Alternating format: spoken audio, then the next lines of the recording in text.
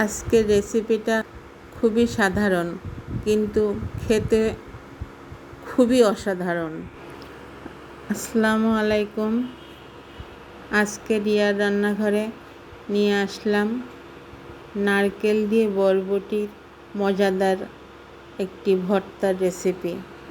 Please একটা like দিয়ে সবাই ভিডিওটি দেখা শুরু করবেন। আর যারা আজকে প্রথম দেখছেন তাদেরকে অনুরোধ করব সাবস্ক্রাইব করে পাশের বেল ঘন্টিটা বাজিয়ে দিবেন প্লিজ।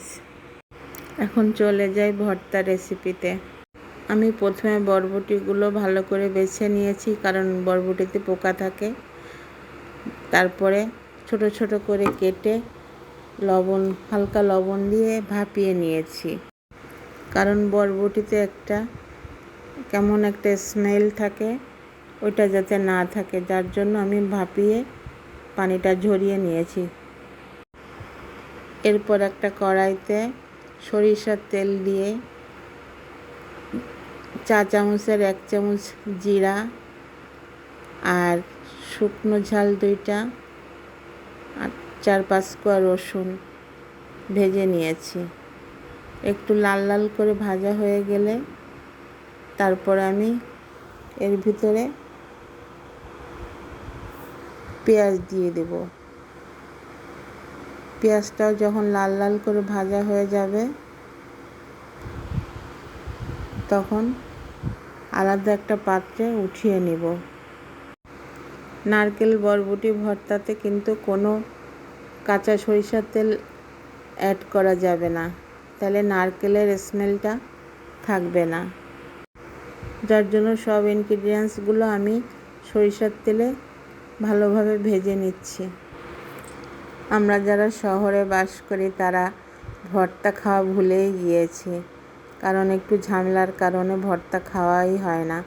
কিন্তু আমি সবাইকে অনুরোধ করছি, প্লিজ এইভাবে একবার হলেও বানিয়ে খেয়ে দেখুন, খুবই অসাধারণ লাগবে এবং আপনার তখন বারবারই মনে হবে যে একটু বরবটি ভর্তাই করে খাই। আমার রসুন আর ঝাল লাল লাল করে ভাজা হয়ে গিয়েছে। এবার পেঁয়াজ দিয়ে ওর মধ্যে লাল করে ভেজে নিতে হবে। পেঁয়াজের পরিমাণটা একটু বেশি দিতে হবে, আর নারকেলের পরিমাণটা আপনার ইচ্ছা মতো। যদি আপনি কম খান, অবশ্য কম দিলে খুব একটা ভালো লাগে না। টেবিল চামচের অন্তত 3 চামচ নারকেল দিতেই হবে, আর তার থেকে একটু বেশি দিলেও সমস্যা নেই, খেতে ভালো লাগবে। দেখুন আমার সব কিছুই প্রায় ভাজা হয়ে যাচ্ছে, আর একটু পরে আমি নামিয়ে নেব আলাদা পাত্রে। এখানে জিরা, শুকনা ঝাল, রসুন আর পেঁয়াজ এগুলো প্রায় ভাজা হয়ে গিয়েছে। আমি সবাইকে আবার অনুরোধ করছি, প্লিজ একটি লাইক আর সাবস্ক্রাইব করে আমার চ্যানেলটির পাশে থাকবেন, যাতে চ্যানেলটি একটু সামনে এগিয়ে যেতে পারে। আমার যেসব বন্ধুরা এই ভিডিওটা দেখছেন তাদেরকে জানাই অসংখ্য অসংখ্য ধন্যবাদ।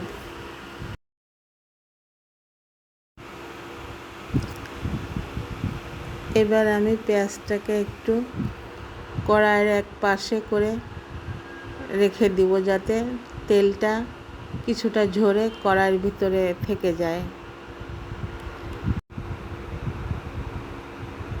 এইভাবে রাখতে হবে। তেল কিছুটা হলেও বেরিয়ে আসবে পেঁয়াজ থেকে।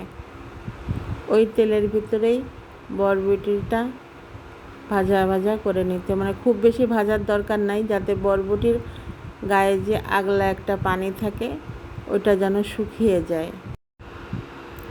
আমি পেঁয়াজটা আলাদা পাত্রে উঠিয়ে নিয়েছি।